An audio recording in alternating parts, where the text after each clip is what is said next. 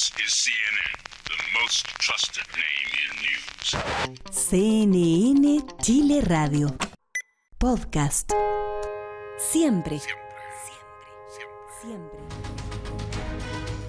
Hola, ¿qué tal? ¿Cómo están ustedes? Bienvenidos nuevamente a este espacio en que vamos a analizar parte de las noticias internacionales más importantes de los últimos días y por supuesto que no podemos dejar de lado la juramentación de Donald Trump en su segundo mandato como presidente de Estados Unidos el pasado 20 de enero. Y por supuesto, como siempre, aquí me encuentro a mi lado Raúl Sor, que también vamos a estar comentando parte de las políticas que ha estado ya lanzando el presidente. ¿Cómo estás? Sí, hola, ¿qué tal? Oye, no, ha sido un aluvión. Es decir, bueno, él lo había anticipado, pero ha sido un decreto tras el otro y ha tomado medidas muy drásticas que van a tener un impacto enorme, no solamente en Estados Unidos, sino que especialmente para América Latina. De hecho, él decía que en su primer día como presidente iba a ser un dictador y después ya iba a cumplir su mandato como presidente, y esto se refiriéndose al sentido de la cantidad de órdenes ejecutivas finalmente que firma, y muchas de ellas que tienen que ver con inmigración justamente. Claro, y digamos, muchas de estas medidas realmente deberían pasar por el Congreso, y la característica de la orden ejecutiva es que simplemente él señala lo que va a ser, digamos, la ley en materia de migración y de muchas otras materias, y se sabe ya que algunas de estas órdenes ejecutivas van a ser cuestionadas en el Congreso, que se va a abrir un debate sobre algunos temas en los cuales ya existe legislación del Congreso, que por lo tanto no basta una orden ejecutiva para anular lo que ya existe. ¿En qué materias, por ejemplo, ve que van a haber problemas con el Congreso, por ejemplo? Bueno, un tema, por cierto, es la migración, pero probablemente haya cuestionamiento al retiro de la Organización Mundial de la Salud después del COVID. Quedó claro de que se requiere de una organización mundial que vele por la salud en el planeta y que homogenice las políticas sanitarias.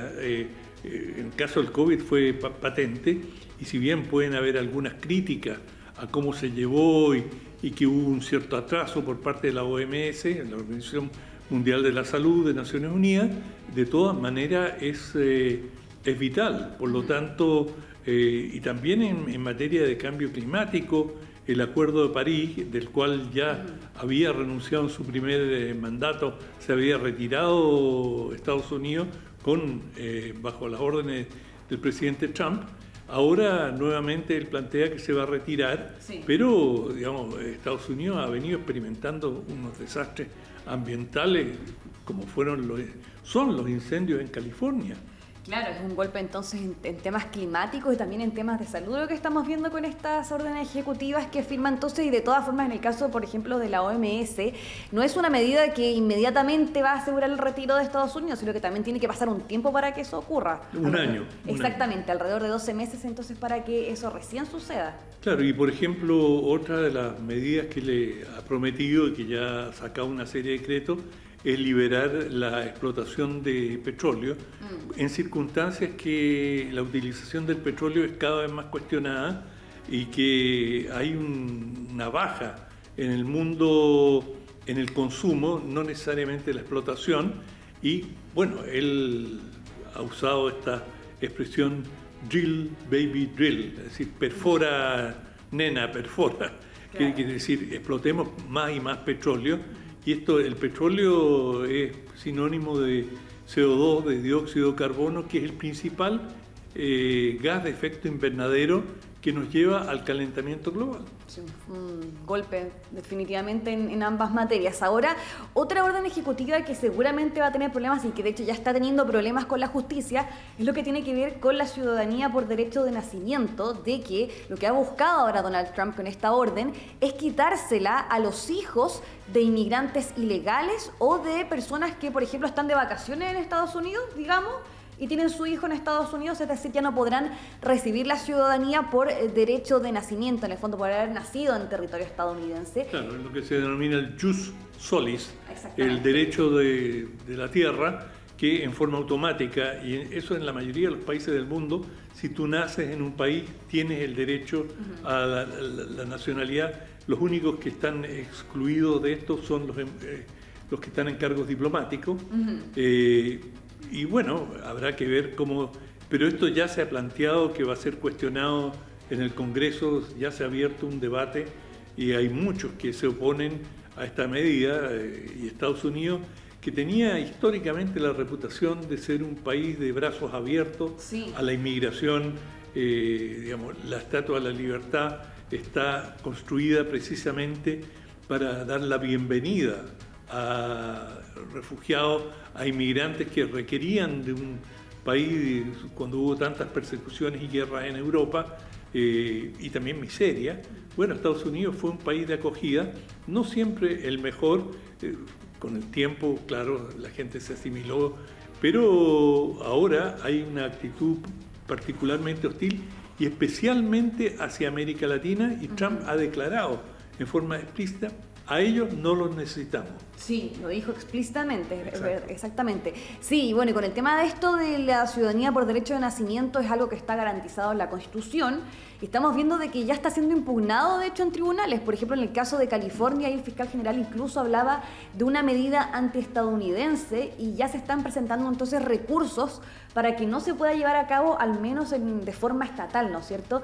Y que es lo que es el desafío que va a enfrentar esa orden ejecutiva en particular, y que por supuesto ahí va directamente dirigida a todos estos ingresos quizás ilegales que hubo durante la administración de Joe Biden, que hubo un aumento importante ahí también en ese tema de la crisis migratoria. Bueno, esto es, algunos dicen, es característico de Trump en el sentido que, por usar una expresión criolla, negocia con el tejo pasado. Es decir, él dice: voy a prohibir completamente tal medida, y después negocia y dice: bueno, vamos a permitir esta y esta otra excepción. Habrá que ver cómo se da, pero esto es tremendamente amenazante, y tan amenazante es que México y la presidenta Claudia Sheinbaum ha estado construyendo campamentos en prevención, en anticipo a la llegada de decenas de miles de refugiados mexicanos, y que inicialmente van a ser albergados en estos campamentos, y también otros centroamericanos, salvadoreños, guatemaltecos, y otros que hasta que se encuentre una solución sean repatriados o se busque cómo asimilarlos, pero se da por sentado que pueden ser hasta millones de latinos los que van a ser deportados.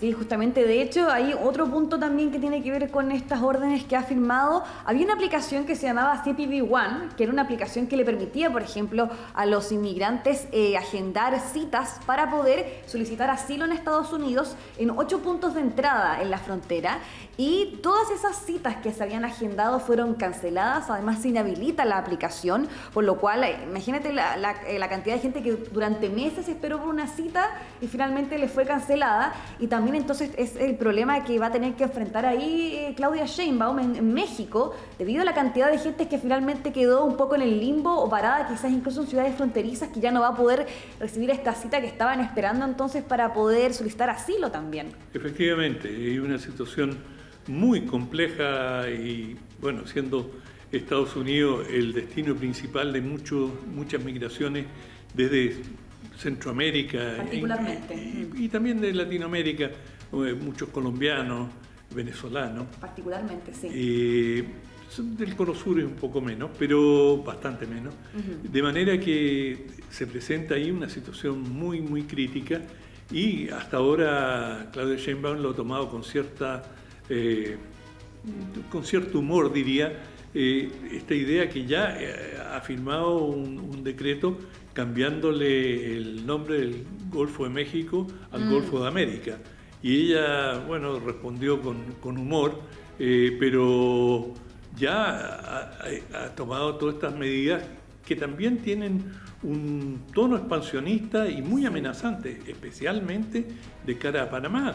Y Groenlandia también, por ejemplo. Pero Panamá él ha planteado que estaría dispuesto a intervenir militarmente. Claro. Es decir, está bien, es verbal la amenaza, pero una amenaza proveniente del mandatario más poderoso del mundo, nadie la puede ignorar y ciertamente ha causado inquietud en Panamá. Sí, y aquí para dejar un poquito de contexto histórico, claro, el Canal de Panamá fue terminada su construcción a comienzos de 1900 por Estados Unidos, pero luego se llega a un acuerdo por parte de Estados Unidos para entregarle entonces la propiedad del canal a Panamá, que finalmente se finaliza o se concreta a fines del siglo pasado. Entonces ya hay un acuerdo de por medio. Claro, los acuerdos Torrijos-Carter. Exactamente, entonces tampoco es llegar y decir, tomar el control del canal nuevamente. No, sería un acto de imperialismo puro y duro, sin más. De manera que la situación de Panamá se ve con preocupación, pero hay mucha preocupación en México. Sí, de todas maneras en ese sentido. Para ir cerrando, Raúl, consultarte cómo ves cómo se vendrá este segundo mandato de Donald Trump, mucho más duro que el primero. Sin duda, va a ser mucho más duro por una simple razón. Él ya no tiene que preocuparse por la reelección, este es su último mandato, como es el segundo, no va a haber un tercero, esto por la Constitución de Estados Unidos, ningún presidente gobierna más de 8 años, él ya cumplió 4 y estos son sus últimos 4. De manera que, dada su edad también, pero por razones constitucionales, esto, digamos, él tiene una libertad que no tenía, si se quiere, en el primer mandato en que él quiso ir a la reelección inmediata, no la consiguió, pero la perdió con Biden. Él ahora, digamos, va a tratar de hacer todo, pero absolutamente todo aquello que él quiere hacer y quiere dejar algunos legados importantes para hablar de cosas positivas. Él acaba de hacer una reunión con los principales empresarios de la industria de inteligencia artificial, y una de las promesas que hicieron ahí, ojalá que esa sí la cumpla, es una vacuna para el cáncer. Y esa sería vacuna, muy importante. más que importante, yo creo que sería una bendición que mucha gente en todos los rincones del mundo agradecería infinitamente. Y la forma en que lo van a hacer a través de inteligencia artificial son exámenes de sangre donde muy prematuramente pueden, eso ya se puede hacer, pueden detectar algunas células cancerígenas y lo que, como las personas desarrollan cáncer a distintos órganos, es decir, la piel, los huesos, el hígado, en fin, el páncreas, desarrollar vacunas específicas para cada paciente. Y eso que hasta cierto punto se hace ahora, se va a poder masificar a costo razonable, de manera que si se cumple esa promesa que se hizo, digamos, en una conferencia de prensa con Trump y los principales empresarios abocados al tema de inteligencia artificial, bueno, eso sería un resultado extraordinario, quizás más importante para la humanidad que la llegada a la Luna. Sí. Esperemos que así sea o que ojalá se concreten, que sean los pasos concretos para realizarlo. Muchas gracias, Raúl, nuevamente por acompañarnos. Encantado.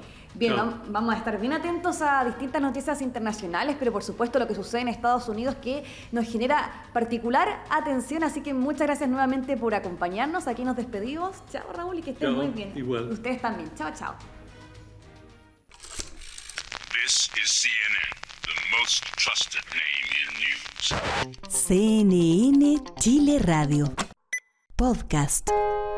Siempre. Siempre.